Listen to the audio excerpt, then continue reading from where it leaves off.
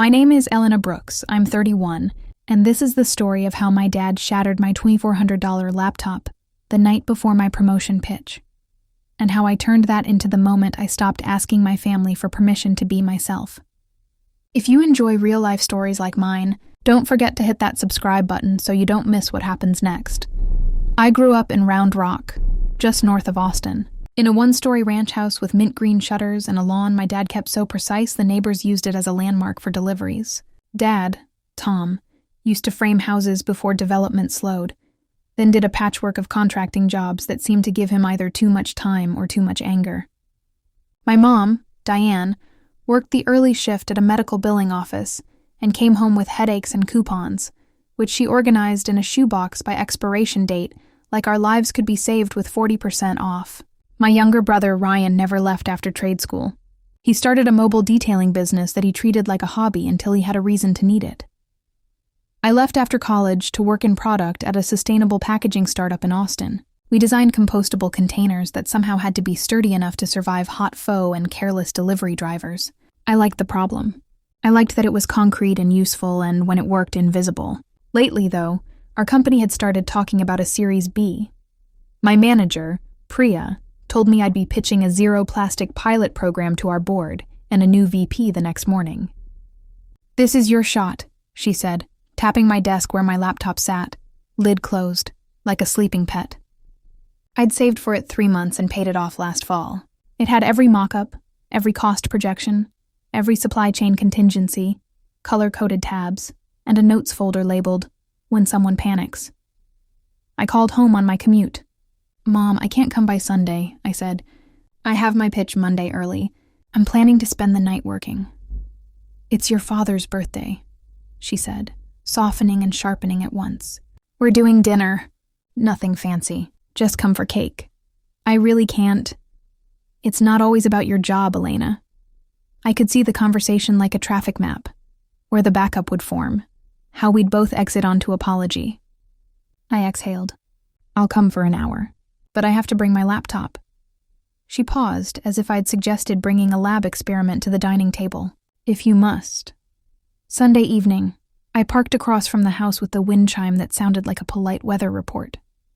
My dad's truck was parked half on the curb, not because he had to, but because it was a declaration. The windows glowed orange. Inside, I could already smell the garlic bread my mom buys from the grocery freezer. I carried a bakery box with a lemon cake and my backpack slung over one shoulder, the one with the laptop and the nerves. The door opened before I could knock. "You remember us," Dad said, stepping aside with a cordial smile that never touched his eyes. He'd shaved too close and the skin at his jaw looked angry. "Happy birthday," I said, lifting the cake so he had to let me in. Mom kissed the air by my cheek and led me to the kitchen. The counters were crowded with pans and a stack of paper plates. Ryan stood by the sink with a beer, watching a highlight reel on his phone with the volume just loud enough to occupy the room.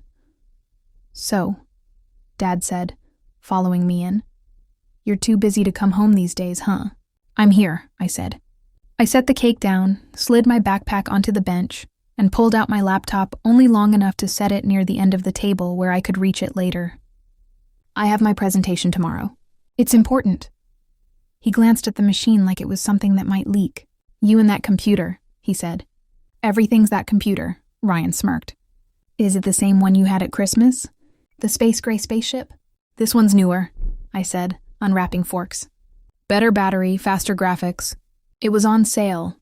$2,000 for typing." Dad's laugh was a sound like screws in a jar. "I can get a whole used truck for that." "You cannot get a truck for $2,000, Tom," Mom said, arranging bread in a basket as if that were the matter to correct. "You can't even get a decent refrigerator." Dad made a show of pulling his chair back. "I want to see my daughter's face at my birthday, not the back of her screen. I'm not working during dinner," I said, keeping my voice light. "I just want to run through the numbers after cake."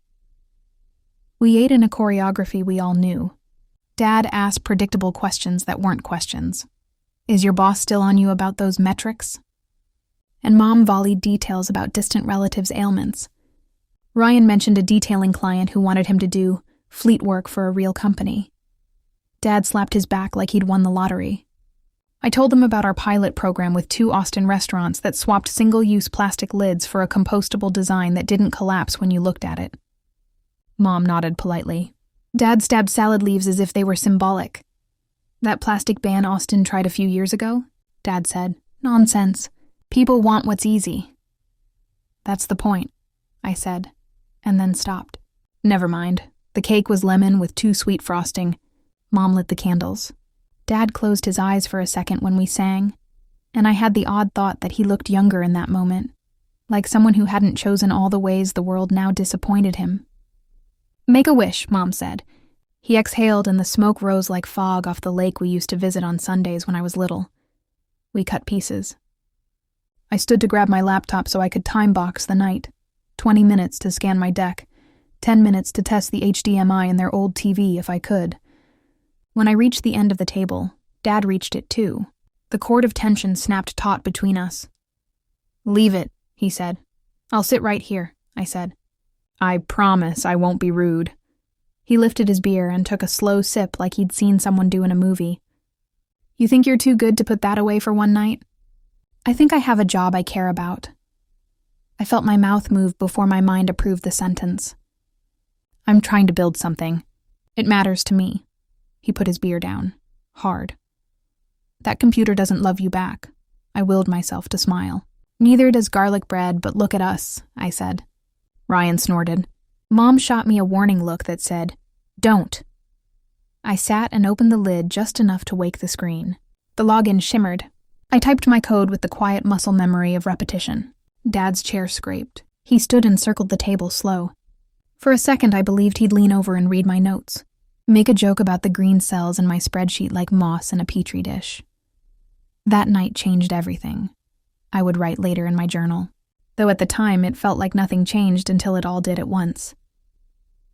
He reached for the laptop with a casualness that did not fool me. Dad, I said too late. His hand closed around the corner of the screen. He lifted it as easily as if he were moving a plate that had wandered out of bounds. I stood with the chair knocking back and my heart doing a school fire drill. Stop, I said. My voice carried enough that Ryan looked away from his phone. Dad held the machine in one hand like a stage prop. This thing runs your life, he said, louder now. Let's see how it does without you. I didn't know it then, but that moment would define everything that followed. I saw it in a strip of still images. My father in the kitchen holding an object worth more than a month's rent. My brother stepping back. My mother's hand clutching a paper napkin. A tight, bright silence. Then the sound that lives in my blood now. The clean, horrible report of aluminum colliding with the lip of the table and arcing to the tile. The case bent. The screen cracked from one corner like winter spreading. The hinge snapped, not dramatically, but with the precise power of an ankle turning on a curb. Nobody breathed. The lemon cake smelled like kindergarten birthday parties. Ryan cursed under his breath. Mom said, Tom. Just that. Just his name. I stepped forward, hands raised as if to catch the fragments of a planet. My fingers met the cool face of the machine. The glass was the texture of dried sugar. I had the distant thought that this was why people say it shattered, not broke, because it looks like proof that time moves. What did you do? I heard myself say. Not how could you? Not I can't believe this. Just what did you do? As if naming it might make it smaller. Dad didn't look at the laptop. He was watching me. You can't even look at us when you're here, he said. You sit behind that thing like a wall. That's not family. It's my work, I said. It's my promotion pitch tomorrow morning. You and your pitch, he said, turning toward the sink to rinse his plate as if this scene happened every day. You'll thank me one day when you have to do real work with your hands. I crouched and gathered the charging cable, the USB-C adapter that I always put in the same zip pocket. When I stood, my knees shook. Mom made a small movement like she might step toward me, then stopped at the edge of an invisible line. Tom, she said again, quieter. It was expensive. So is rent, he said, tossing the paper plate away. So is everything. Hey, Ryan tried, as if defusing a bomb he'd never seen up close. Maybe it's not that bad. I pressed the power button the way you press the elevator again, even as the numbers show it's coming. The screen glowed in a spiderweb grid. It flickered. Went black. The fan whirred, and then it didn't. Something inside me settled with the clarity of water after you stopped stirring. I took a photo. Then another. The open kitchen smelled like butter. I logged the time on my phone and typed 3 sentences in a notes app. Sunday, 7:58 p.m. Laptop destroyed by Tom Brooks. Board pitch scheduled 9 a.m. Monday. $2,400. It wasn't about insurance or court. It was about truth, because I could already feel the story tilting in the room.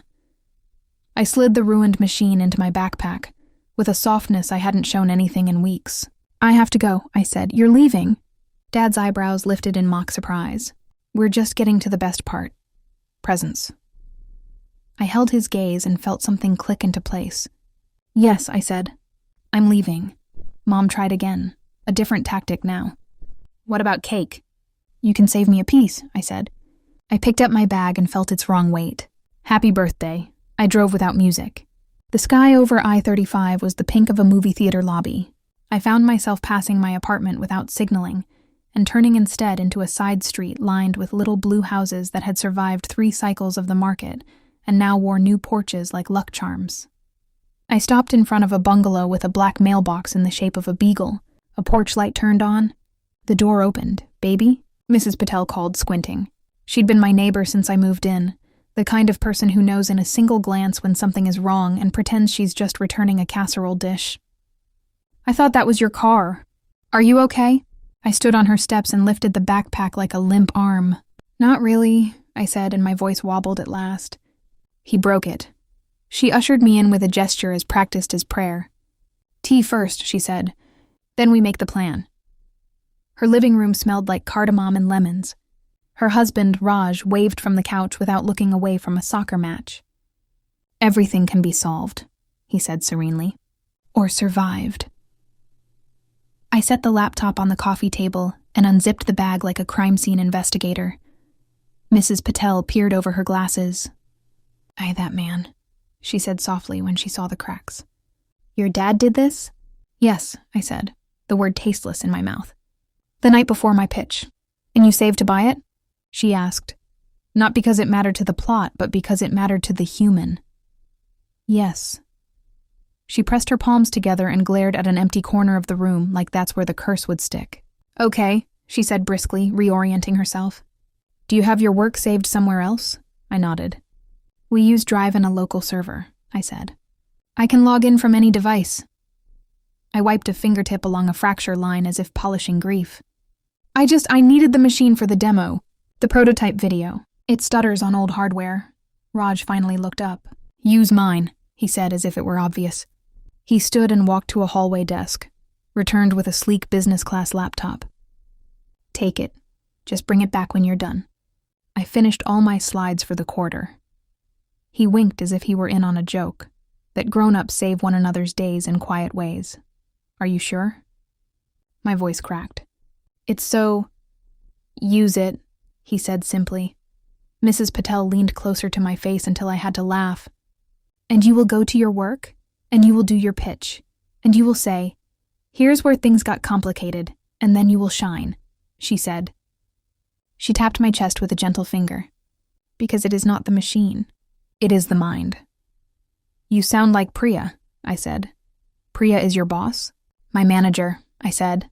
Then she is wise, Mrs. Patel said. Call her, Priya answered on the second ring. I stayed composed until I said my father, and then I didn't. She didn't interrupt. When I finished, she said, okay, in a tone I recognized from crisis meetings. What do you need?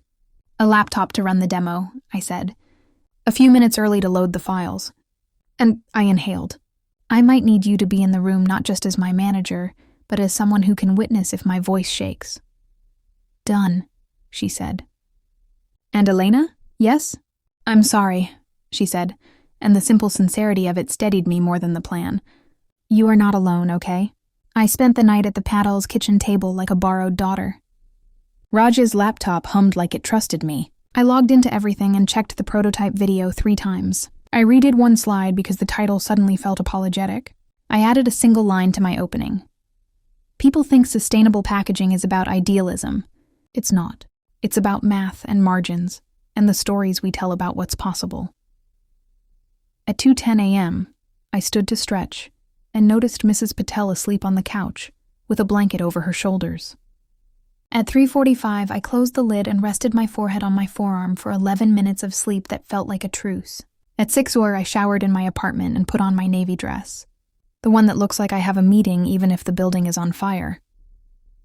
By 8:15, I was in the glass-walled boardroom on the 12th floor, connecting Raj's laptop to the HDMI under the table. Priya came in with a thermos and slid it toward me. "Ginger tea," she said. "My mother's cure for everything except bad Wi-Fi." Her bracelet clicked as she put her hand on mine for a second, just enough to say, "I see you." The board members arrived in a sequence that could have been orchestrated by a stage manager. Our CFO, Elliot, who always smelled like cedar and guilt. 2 outside directors with perfect shoes. The new VP of operations, a woman named Camilla with spiral curls and an aura like a light you could warm your hands at if she let you. She smiled at me like she had already watched 3 hours of my life on a documentary channel. "Morning," she said, setting her notebook down. "Ready when you are, Elena." I breathed and began. I'd planned to start with a joke about forks, but it died in my throat. Instead, I told the truth. "I want to start with a quick story," I said. "Last night, something happened that could have derailed this deck and, honestly, my confidence. Here's where things got complicated." Priya's eyes widened slightly. I could feel the caution in the room bristle like cat hair, the worry that I was about to make a scene. I didn't. "I was reminded that tools can break," I said, "but the work lives in us. So if I seem more focused than usual today, it's because I am, because this pilot program matters enough to rebuild overnight when I needed to." I launched into the numbers. The slides were muscle memory by then. The cadence felt like coming home to a song I'd rehearsed in a house that suddenly had better acoustics. I showed how our prototype lid held up to steam and insult. I walked through the supply chain map, the partnerships that made it possible to compost at scale, the cost per unit 2 quarters out if we landed the 3 restaurant groups on my list. When the CFO raised an eyebrow at our CapEx request for the composting facility upgrade, I had 4 backup slides and a quote from a competitor's CTO I'd coaxed at a conference by standing beside him at the coffee station until he told me something useful. At the end, I let the room breathe. "Questions?" I asked, palms flat on the table, not to hold on, but to stay present. Camilla, the new VP, tilted her head. "If the pilot exceeds expectations," she said, "what's the bottleneck you don't want to admit to?" I didn't blink. "Collections," I said. "People will compost if it's easy. Our risk is behavior in the back of house. We'll need to fund training, and maybe a redesign of our bin system at partners' sites. I'm working on a modular solution." She smiled. Not indulgent. Pleased. "Good," she said. "I like when someone knows their blind spot."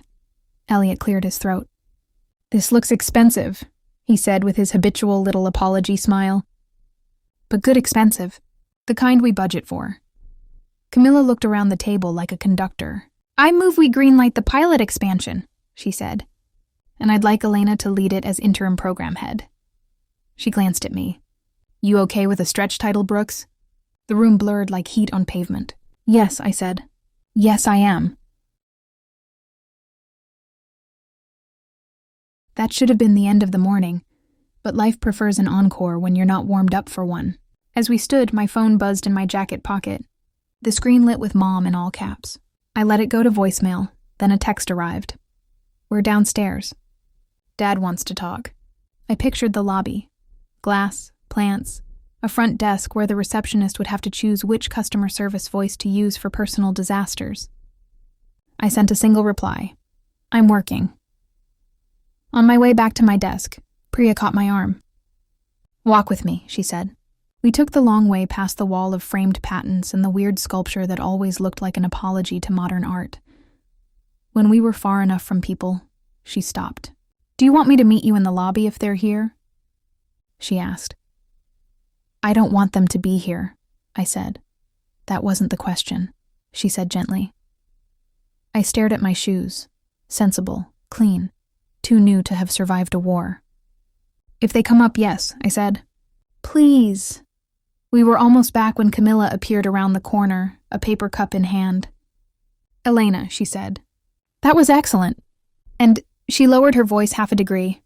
"I don't know what you dealt with last night, but I have a sense." She tapped the rim of her cup. "I grew up with a father who thought a locked door was an insult. I learned to work at the library. It makes you resilient. It also makes you tired." She met my eyes. "Take tomorrow morning off. Seal your wins. Breathe." I smiled because if I didn't, I might cry. "Thank you," I said. Thank you." I made it to my desk with the strange, buoyant calm that follows adrenaline. The Slack channel named Our Pilot lid lit like a switchboard. I typed a short announcement. Pilot approved. Expansion to 6 new sites, more soon.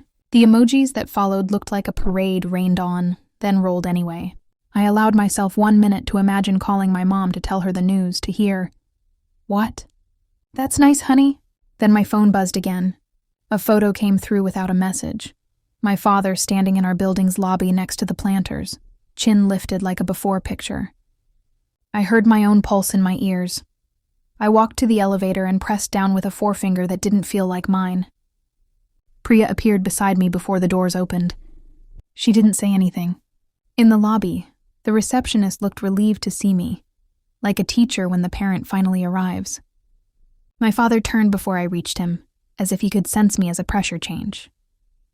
"Look at you," he said, spreading his arms as if I were a prodigal and not an employee. "Boss lady." "Hi, Mom," I said to the woman 2 steps behind him, her purse tucked like a shield. She took a breath that sounded like beginning again. "We brought you lunch," she said, holding up a paper bag from a chain I liked as a teenager and could not stomach now, "to celebrate your big day." Priya stood an arm's length behind me like the kind of support beam that keeps the floor from falling. "Mr. and Mrs. Brooks," she said, pleasant but not obliging. "This is a private lobby. If you need to schedule time with Elena, you can do so outside of work hours."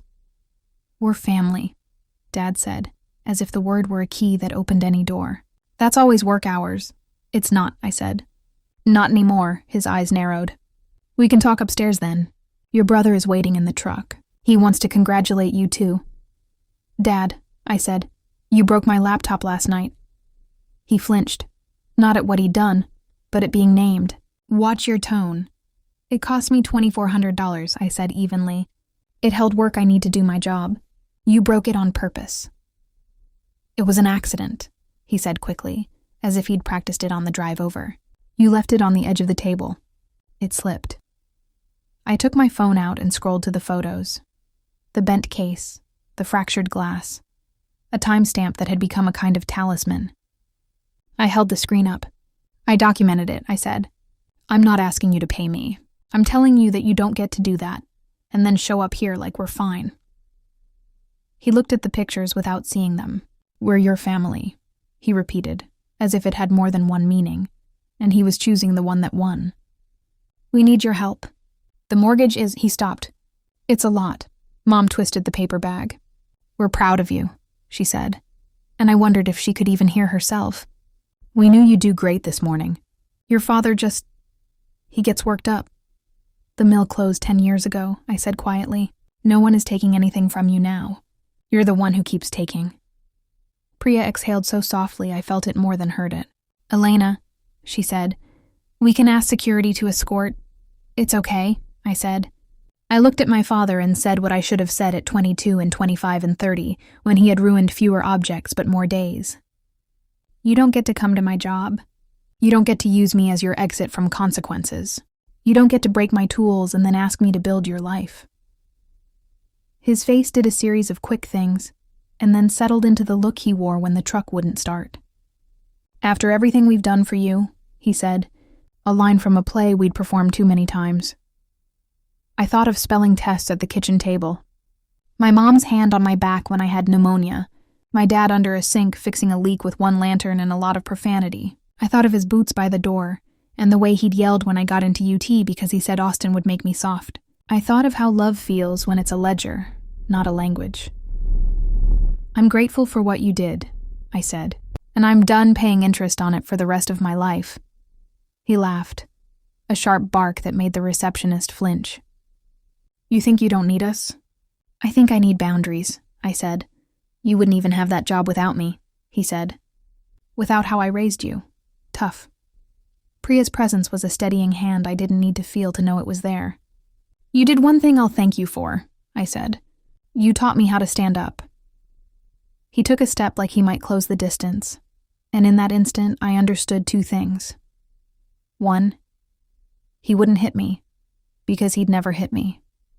Two, he would always push up against whatever edge I didn't enforce, because he had. We're leaving, I said, and realized I didn't mean we. I meant you. If you come back here, security will ask you to go. If you call me during work, I won't answer. If you want to talk like a person who respects me, we can talk on Saturday at noon at the cafe on 3rd. If you raise your voice, I will leave. I had never spoken to him like that. He had never been cornered by consequences that sounded so boring. He blinked, then straightened and nodded like I'd explained a warranty. Fine, he said. Saturday. They left with the heavy dignity of people who believe they've been wronged. I watched the door close and let my shoulders drop. Priya touched my elbow. You were precise, she said. I'm proud of you.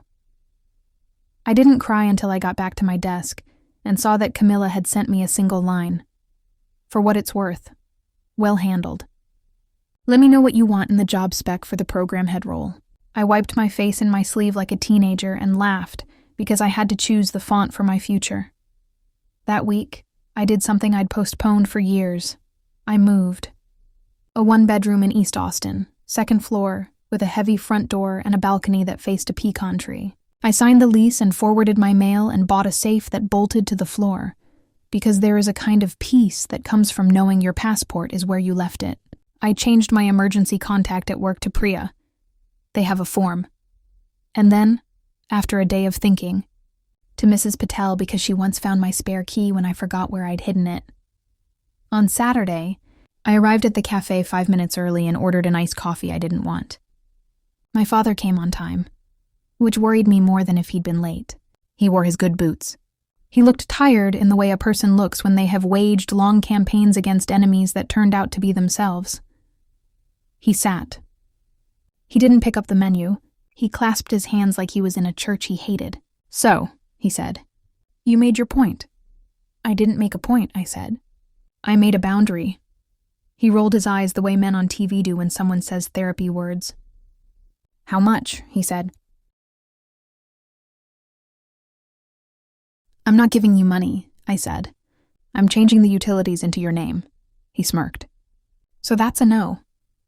That's a responsibility, I said. It comes with adulthood. You think you're better, he said, quietly now, which was always worse. I think I'm different, I said. And I think you're scared. He looked at me with a kind of curiosity that scared me more than anger.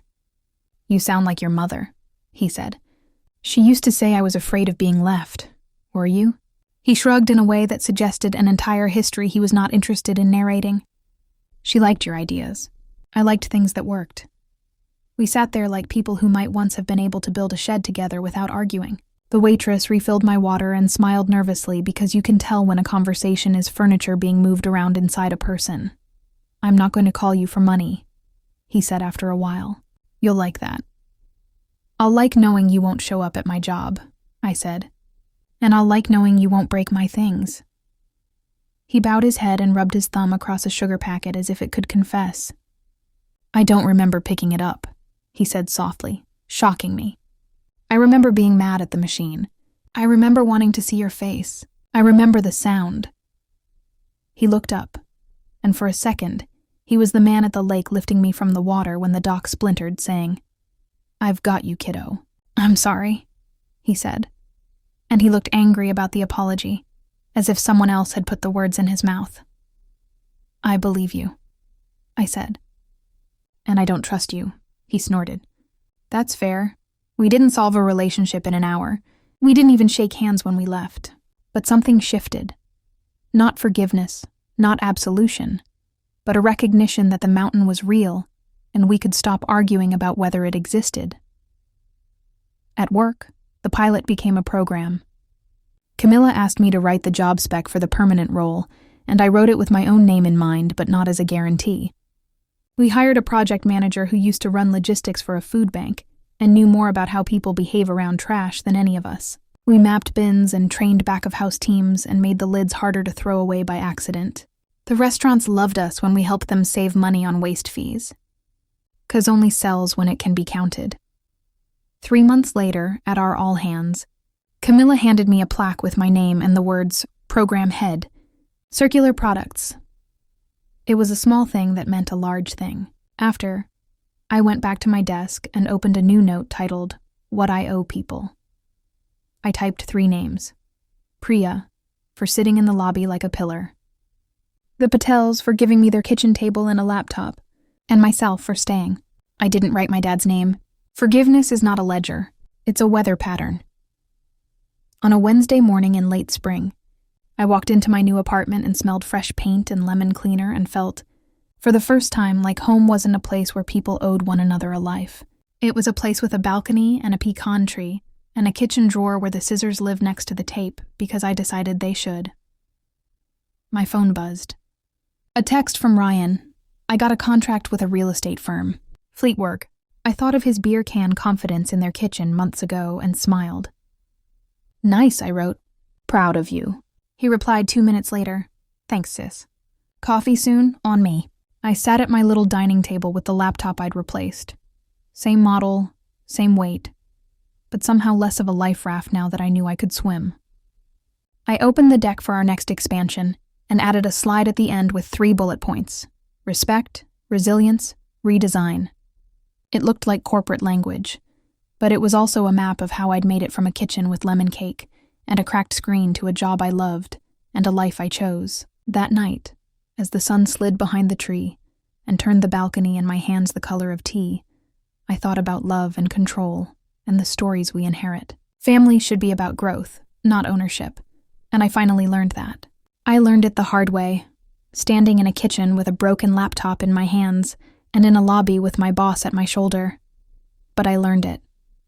I'm not the hero of this story because I got a promotion. I'm the hero because I stopped auditioning for a role in a family drama where my success was a threat and my boundaries were a betrayal. I built something sturdier than a career. I built a life where I get to decide what I carry and what I lay down. If your father or mother or brother has ever smashed the tools you use to build your future, literally, or in 1,000 tiny ways, you don't have to make your case forever. You can make your boundary. Some people will respect it. Some won't. Some might one day. You don't have to wait to find out before you start living. The night my dad destroyed my laptop, I thought he'd ruined my promotion. He didn't. He handed me the scene where I finally rewrote the script.